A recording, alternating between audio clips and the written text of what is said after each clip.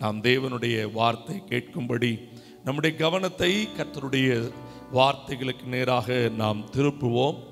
இன்றைக்கு காலையிலே ஆண்டவர் என்னோடு கூட சங்கீதம் 126 கடைசி வசனத்தின் கடைசி பகுதியை ஆண்டவர் எனக்கு காண்பித்து அந்த வார்த்தை உங்களோடு கூட பேசும்படிக்கு கர்த்தர் சொன்னார். நீங்கள் அந்த 126 சங்கீதத்தின் கடைசி பகுதியை நீங்கள் வாசிப்பீர்கள் என்றால், தான் அறுத்த அரிகளை சுமந்து கொண்டு கம்பீரத்தோடே என்ன பண்ணுவான்? திரும்பி வருவான். ஹல்லேலூயா, ஹல்லேலூயா. நாம் ஆராதிக்கிற ஆண்டவர் நம்முடைய வாழ்விலே நம்முடைய அறுவடையை நம்முடைய தோள்கள் சுமந்து திரும்பி வர வேண்டும் என்று எதிர்பார்க்கிறார். ஹல்லேலூயா, ஹல்லேலூயா. ஆமென். நம்முடைய தோள்களிலே ஆசீர்வாதங்களை சுமந்து கொண்டு கம்பீரத்தோடு திரும்பி வர வேண்டும் என்று அவர் எதிர்பார்க்கிறார்.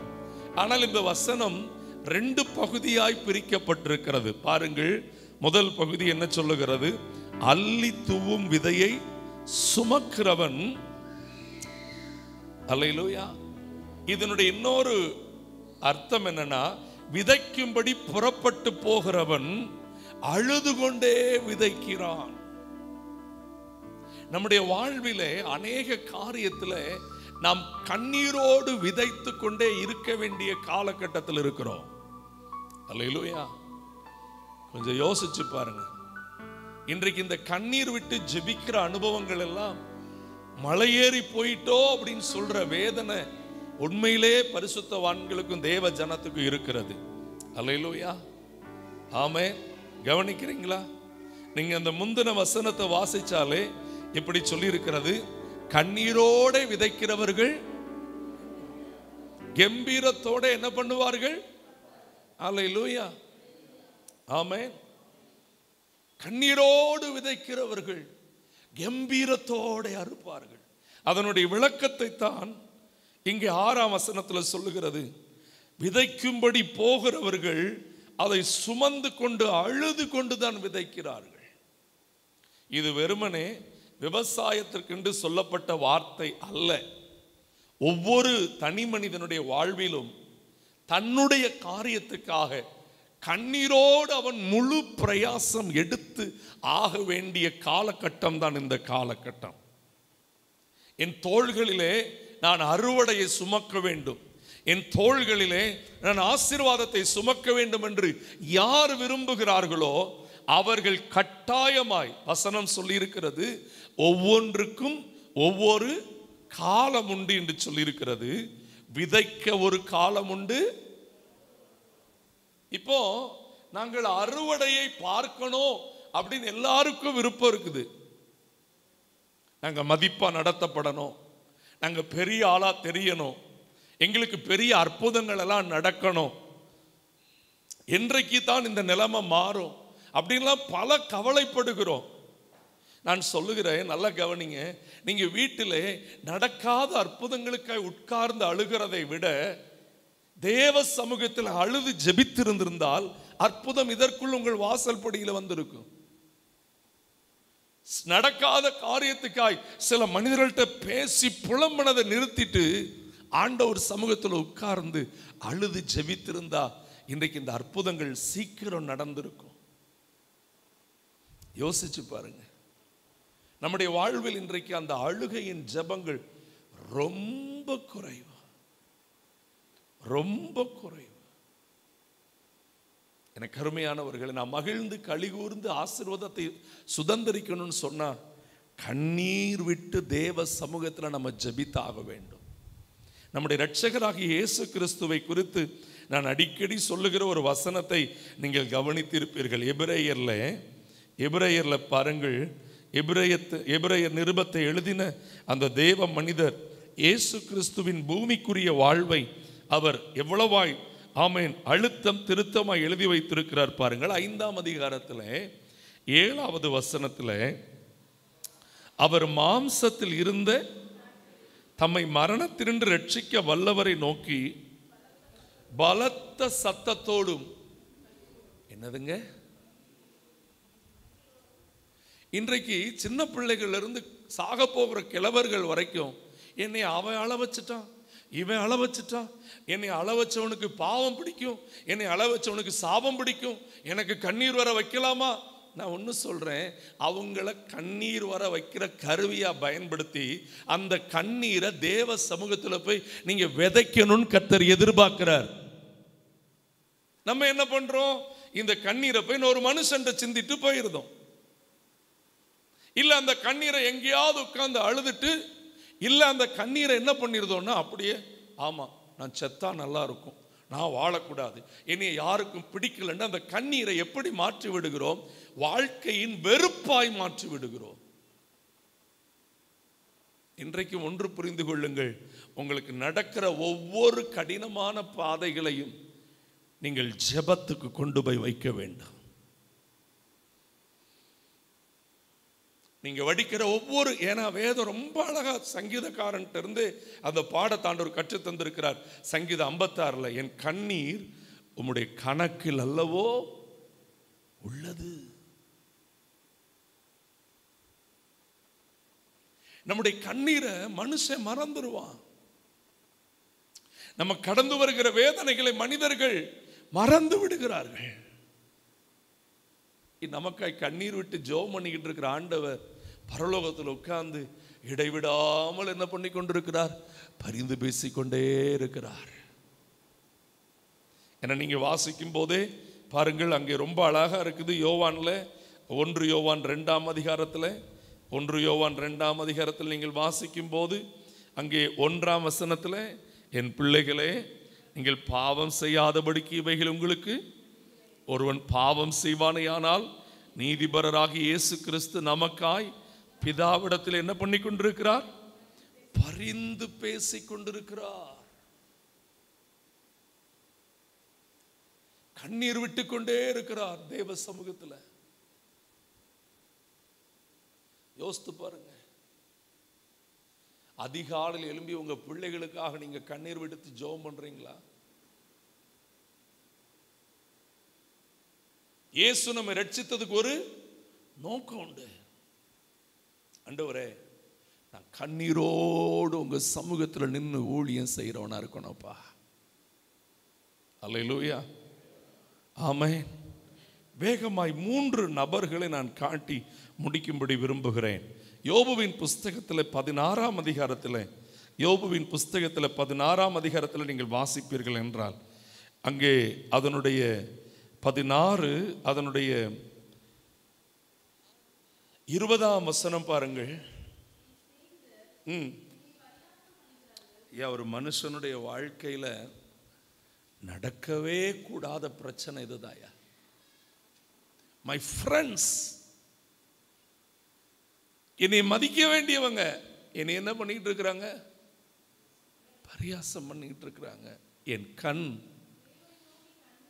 தேவனை நோக்கி என்ன பண்ணுகிறது?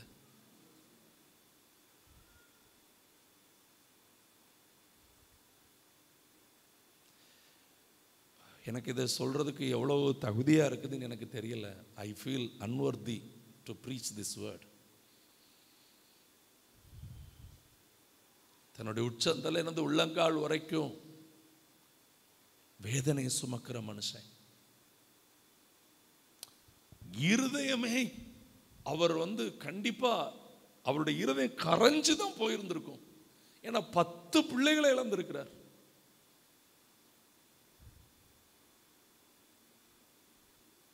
அழுறதுக்கெல்லாம் அவருக்கு என்னவே இருந்திருக்காது.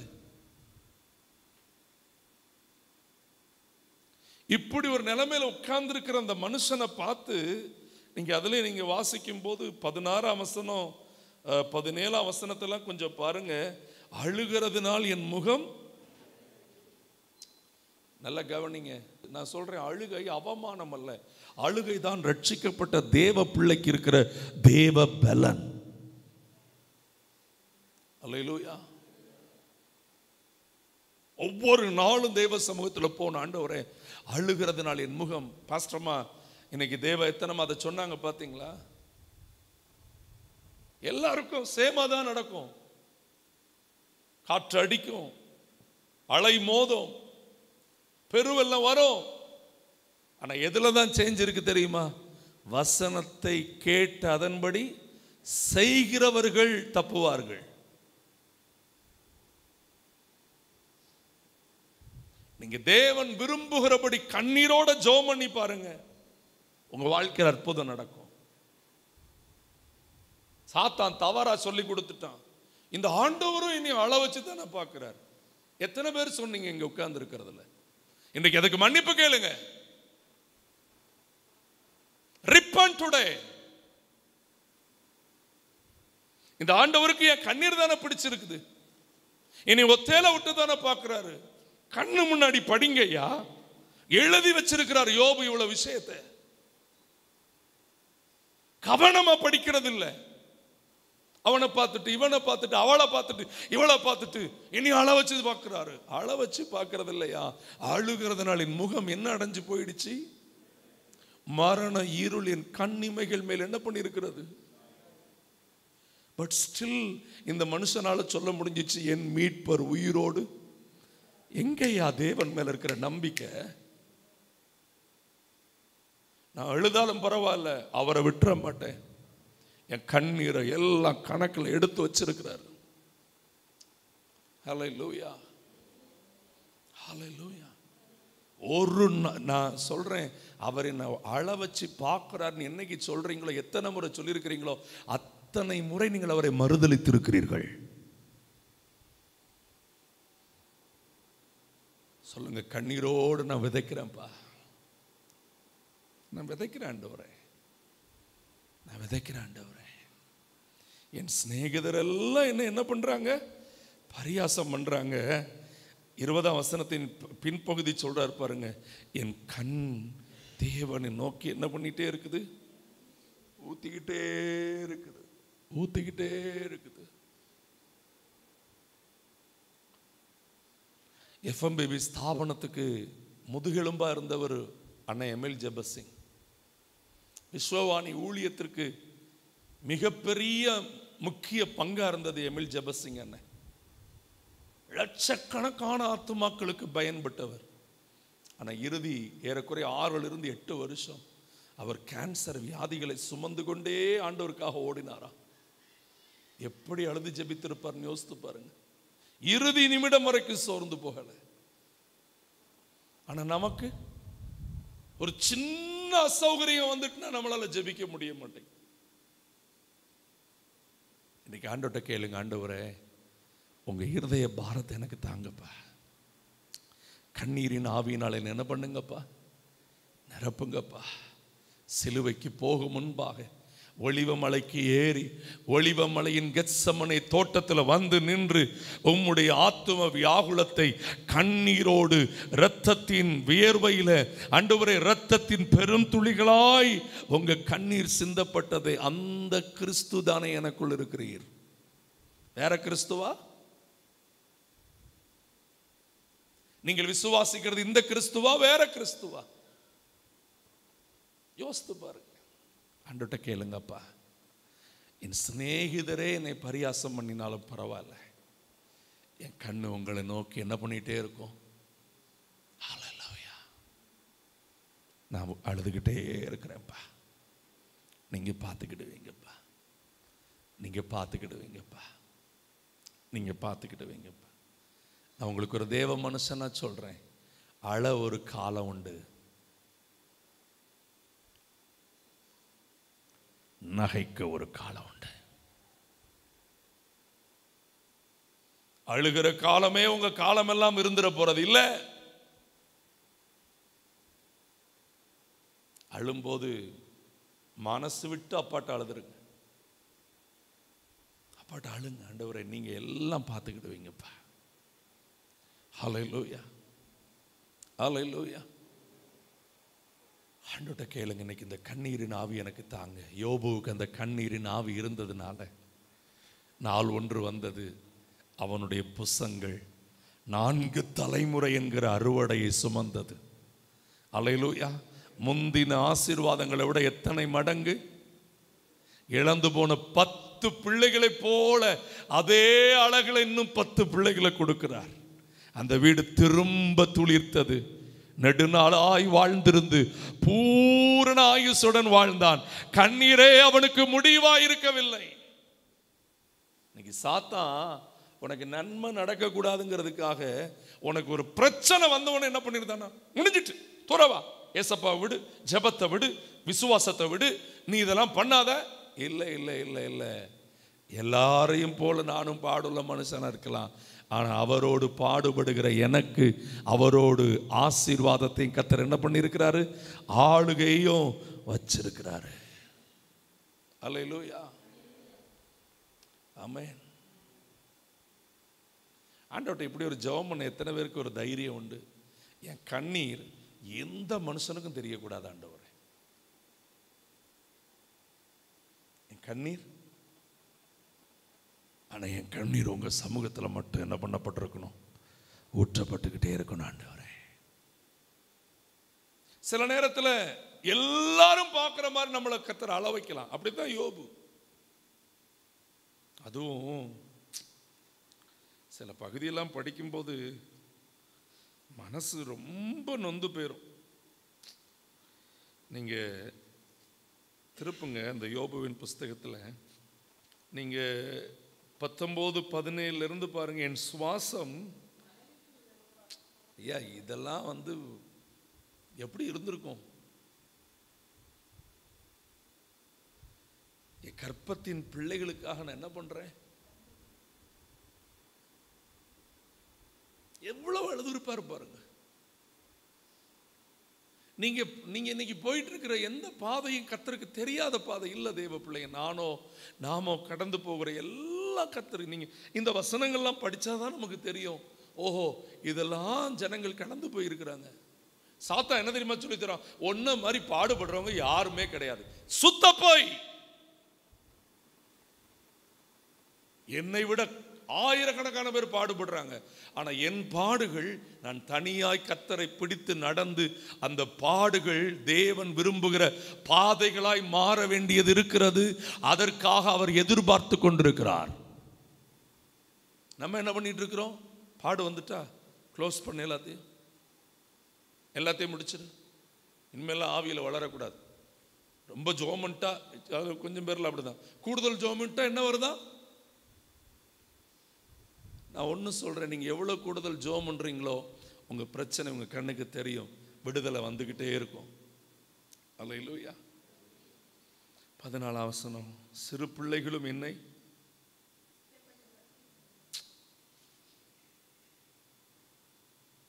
யாரு? அநேக நேரத்தில் இன்றைக்கு மனிதர்கள் அப்படித்தான். சிறு பிள்ளைகளும் என்ன பண்ணுவார்கள்? பட் கண்ணீருக்கெல்லாம் பதில் உண்டு, கண்ணீருக்கெல்லாம் பதில் உண்டு. யோபுவுக்கு நடந்த அற்புதம் உங்களுக்கு நடக்கும். அல்லேலூயா. சொல்லுங்க, கர்த்தர் எனக்காய் யாவையும் செய்து முடிப்பார். இரண்டாவது, நீங்கள் வாசிக்கும் போது சங்கீதம் 6ஆம் சங்கீதத்தில்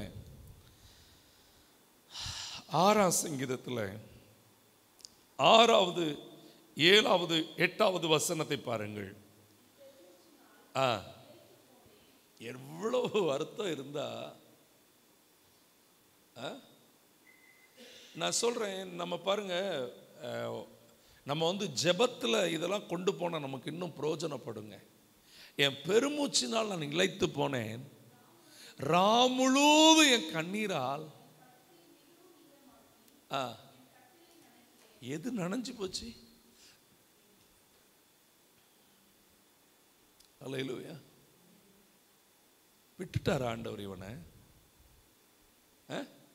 ஏன்னா இவனுக்கு எப்போ இருந்தே பிரச்சனை, தகப்பனும் தாயும் கைவிட்டுட்டாங்க, அண்ணன் தம்பிக்கு அந்நியன் ஆயிட்டான். அறிமுகமானவர்கள்லாம் இவனை தெருவில் பார்த்தா என்ன பண்ணுறாங்க? ஓடிடுதாங்க. தீராத வியாதி வேற இவனுக்கு பிடிச்சிட்டுன்னு வேற சொல்ற. என்னெல்லாம் இருக்குது தாவீதுக்கு, எல்லாவற்றுக்காகவும் பெருமூச்சு, கண்ணீர். பாருங்க 7ஆம் வசனம், துயரத்தினால் என் கண்கள் என்ன பண்ணிட்டு, இது வேற பிரச்சனை. ஃபேஸ் ஏதாவது மாறிட்டுனா உடனே அதுக்கு 1000 விளக்கம் கொடுக்க வேண்டியிருக்கு. எப்படி இதுக்காகவே அழுது ஜெபம் பண்ணாமலாம் இருக்காது. நீங்க பாட்டுக்கு இருங்க, யார் என்ன சொன்னாலும் பரவாயில்ல. என் சத்துருக்கள் அனைவர் நிமித்தமும் என் கண்ணு என்ன ஆயிட்டு மங்கியே போயிற்று. என்ன நான் அவ்வளோ அழுதுட்டேன். அக்கிரமக்காரரே, நீங்கள் எல்லாரும் என்னை விட்டு என்ன பண்ணுங்கள்? கர்த்தர் என் அழுகையின் சத்தத்தை கேட்டார். அல்லேலூயா, ஆமென். தாவீதின் அழுகையின் சத்தம் கேட்கப்பட்டது. அல்லேலூயா. பல ஆண்டுகள் சவுலுக்கு பயந்து ஓடிக்கிட்டு இருந்த தாவீது ஒரே நாளில் எருசலேம் வீதியில் அவன் வரும்பொழுது மிகப்பெரிய சத்தம் கேட்கிறது. சவுல் கொன்றது 1000, தாவீது கொன்றது. அல்லேலூயா, ஆமென். 10 மடங்கு சமர்த்தனா பார்க்குறாங்க மக்கள். தாவீதுக்கு கர்த்தர் வைத்திருந்தது மேலான அனுபவம். ஒவ்வொரு நாளும் ஆண்டவர்கிட்ட சொல்லணும், ஆண்டவரே என் அழுகையின் சத்தத்தை நீங்க என்ன பண்றீங்க? கேட்குறீங்க ஆண்டவரே. அல்லேலூயா, ஆமென். அல்லேலூயா. ஏன்னா ஆகாரின் கண்ணீரை கண்டார்ந்து பாட்டெல்லாம் பாடுறோம். ஆனால் உண்மையிலேயே அங்கே நம்ம வாசிக்கும் போது அந்த 16ஆம் அதிகாரத்தில் பாருங்க, அதை இன்னைக்கு உங்களுக்கும் வாக்குத்தத்தமாக நீங்கள் எடுத்துக்கிடுங்க. ரொம்ப அழகாக சொல்லப்பட்டிருக்கிறத நீங்கள் கவனிக்க முடியும். நீங்கள் பாருங்கள், அதனுடைய 21 அதனுடைய 17வது வசனம் பாருங்க. தேவன் பிள்ளையின் அழுகை சத்தத்தை என்ன பண்ணுகிறார்? ஆகாரை நோக்கி சொல்றாரு, ஆகாரே என்ன உனக்கு சம்பவித்தது? பயப்படாதே, பிள்ளை இருக்கும் இடத்தில் தேவன் அவன் நெஞ்சில் கை வச்சு சொல்லுங்க, நான் இருக்கும் இடத்துல. ஐயா, தேவ திட்டமே இல்லாத ஆகாரின் பிள்ளையின் சத்தத்தையே கேட்பார்னா, தேவ திட்டத்தின்படி நடக்கிற என் சத்தத்தையும் உங்க சத்தத்தையும் அவர் கேட்காமல் இருக்க போகிறதே இல்லை. அல்லேலூயா, ஆமா. 16ஆம் அதிகாரத்தில் என்னை ஆச்சரியப்படுத்துற ஒரு வார்த்தை உண்டு. 11ஆம் வசனம் பாருங்க. அவனுக்கு பேரே இஸ்மவேல்னு ஏன் வச்சாரு தெரியுமா? அவர் வந்து சொல்றாரு. 16:11 பாருங்க. அவளை நோக்கி ஒரு குமாரனை கர்த்தர் உன் சொல்லுங்க. ஆங்ஸைட்டி, இதுவா அதுவா, இன்னைக்கா அன்னைக்கா, எப்போ எப்படி ஏன் எதுக்கு, இப்படியே கேள்வி போயிட்டே இருக்குது, அடுக்கிக்கிட்டே இருக்குது. But no answer. ஆனா அந்த அங்கலாய்ப்பு, எனக்கு இந்த வார்த்தையை பார்க்கும்போது இந்த மனுஷிய குறித்து தேவன் பிளானே போடல. தேவனுடைய ரோல்லையே இந்த மனுஷி கிடையாது. ஆனா அந்த மனுஷியினுடைய அங்கலாய்ப்பையே ஆண்டவர் பார்க்கிறார் அப்படின்னா, கேட்கிறார் அப்படின்னா, நம்முடைய கண்ணீர் அவர் சமூகத்தில் வீணாய் போகிறதே இல்லை. வீணாய் போகிறதே இல்லை. எப்போ ஆலயத்துக்கு வந்தாலும், எப்போ ஜெபிக்க முழங்கால் போட்டாலும் உங்க உள்ளத்தை திறந்த, அதனால தான் வசனம் சொல்லியிருக்குது, அவருடைய சமூகத்தில் உன் இருதயத்தை ஊற்றிவிடு. ஆமே, எக்கச்சக்கமான வசனங்கள் இருக்கிறது.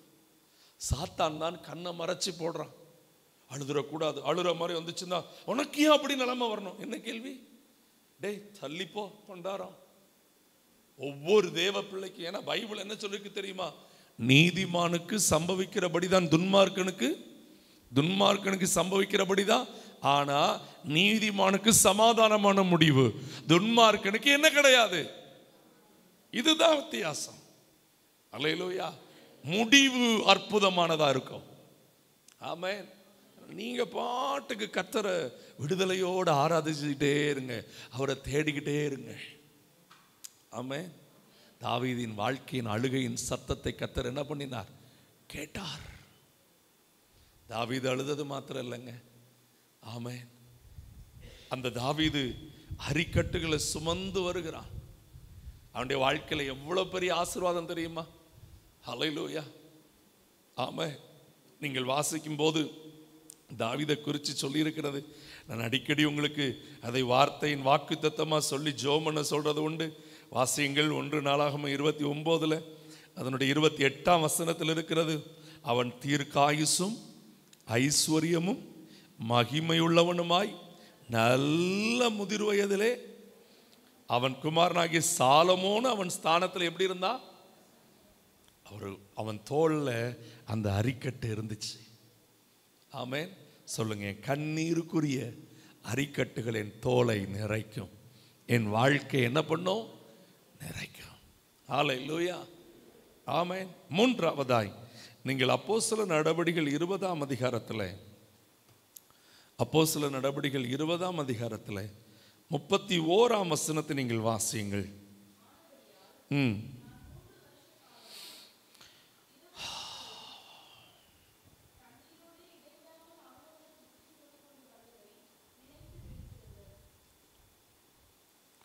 ஒரு அப்போஸ்தலனுடைய அனுபவத்தை இங்க நீங்க வாசிக்கிறீங்க.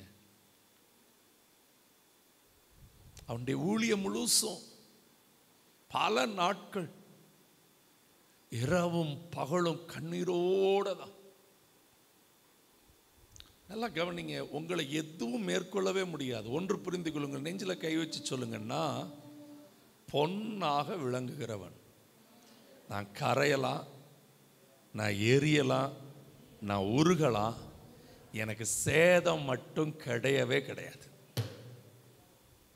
எது மட்டும் கிடையாது?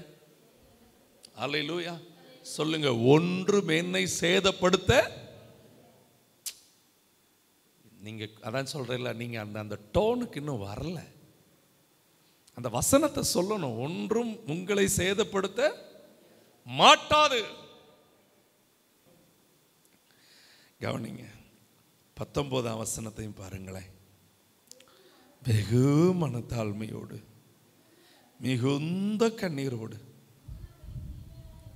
யாருங்க இந்த யூதர்? சொந்த ஜனங்கள். ஆனா யோசிச்சதெல்லாம் என்னது? ஆமாங்க, நீங்க எவ்வளவு ஆவிக்குள்ள இருக்கிறீங்களோ உங்க குடும்பம் அவ்வளவு மாம்சத்தில் இருக்கும். பட் ஸ்டில் அந்த கண்ணீரோடு விதைக்கிறவன் கம்பீரத்தோடு அறுப்பான். அல்லேலூயா. ஏசப்பாவுக்கு எப்படி? ஏசப்பாவுக்கு எப்படி? அவருடைய சகோதரர் என்ன சொன்னாங்க? பிரபலமா இருக்க விரும்புறவன் மறைவிடத்தில் ஒன்றும் செய்ய மாட்டான், போய் பண்டிகைகளை எல்லாம் செஞ்சு பேருவாங்க அப்படின்னாங்க. அவரை பார்த்து அவர் ஒவ்வொரு நாளும் சொல்லுவார், அதற்காக நான் வரல, என்னுடைய ராஜ்யம் இந்த பூமிக்குரியது அல்ல. எத்தனை வார்த்தைகளை சொல்லியிருக்கிறார். தீமையான யோசனைகளால் எனக்கு நேரிட்ட சோதனைகளோடும் நான் கர்த்தரை என்ன பண்ணினேன்? சேவித்தேன். அல்லேலூயா. பாருங்கள், பிலிப்பியருக்கு எழுதின நிருபத்தில் அந்த காரியத்தை மட்டும் வாசித்து நம்ம முடிச்சிருவோம். இதை நீங்கள் வீட்டில் திரும்ப திரும்ப போட்டு கேட்டு இந்த பாரத்தை ஆண்டவர்கிட்ட நம்ம பெற்றுக்கொள்வோமா? ஆமென். பிலிப்பியர் 4ஆம் அதிகாரத்தில், மூன்றாம் அதிகாரம் 18, 3:18. ஏனெனில் அநேகர் வேறு விதமாய் நடக்கிறார்கள். அப்போ சொல்லுங்க, கிறிஸ்தவ பாதையில் அநேக சர்ச்சு, அநேக ஊழியம், பெரும் கூட்டம் எப்படிதான் நடக்கும்? ஏன்னா அவங்க கிறிஸ்துவின் சிலுவைக்கு, இன்னைக்கு ரொம்ப கிறிஸ்தவர்களுக்கு சிலுவை இல்லாத கிறிஸ்து வேண்டும். ஆசீர்வதிக்க வேண்டும், ஆறுதல் கொடுக்க வேண்டும், நன்மை கொடுக்க வேண்டும். ஆனால் சிலுவையில் அறையப்பட்ட கிறிஸ்துவை அன்றி வேறு ஒருவரையும் பிரசங்கிக்க வேதம் சொல்லவே இல்லை. அல்லேலூயா. வாசிச்சு நல்லா தியானிச்சு முடிச்சிருவோம். கவனிங்க, அவர்கள் கிறிஸ்துவின் சிலுவைக்கு பகைஞர் என்று உங்களுக்கு இப்பொழுதும் கண்ணீரோடு சொல்லுகிறேன். எவ்வளவு பாரம் பாருங்க. அவங்களுடைய முடிவு, அவர்களுடைய தேவன், அவங்க இச்சை, அவங்க வாழ்வு, அவர்களுடைய மகிமை, அவருடைய லட்சியே. அவர்கள் எதை சிந்திக்கிறார்கள்? நல்ல வீடு, நல்ல வாகனம், நல்ல நன்மை. ஏன் சில நேரம் ஊழியக்காரங்க பெரிய சர்ச்சை, பெரிய பேரு, பூமிக்கு அடுத்தவைகளை சிந்திக்கிறார்கள். ஆனால் நம்முடைய குடியிருப்போ பரலோகத்தில் இருக்கிறது. அங்கே இருந்து கர்த்தராய் இருக்கிற இயேசு கிறிஸ்து என்னும் இரட்சகர் வர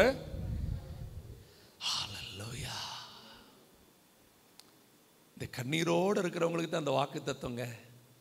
கடைசி அந்த 21 வாஸ்து முடிச்சிருவோமா? அவர் எல்லாவற்றையும் தமக்கு கீழ்ப்படுத்தி கொள்ளத்தக்க தம்முடைய வல்லமையின் நம்முடைய அற்பமான சரீரத்தை கண்ணீரோடு சொல்லப்படுகிற சத்தியத்தை கேட்டு கண்ணீரோடு விதைக்கிறவர்கள் அழுது கொண்டே விதைக்கலாம், ஆனா அழுது கொண்டே முடியாது. அவன் அறுக்கிற அரிகளை எடுத்துக்கொண்டு கம்பீரத்தோடே திரும்பி வருவான். அல்லேலூயா, ஆமென். சொல்லுங்க. என்னுடைய நீங்க வந்து எல்லா காரியத்துக்கும் இந்த சாட்டை போட்டு வச்சுக்கிடுங்க. ஒவ்வொரு விஷயத்துக்கும் நான் அழுது ஜெபிக்கிற ஒரு காலம் உண்டு.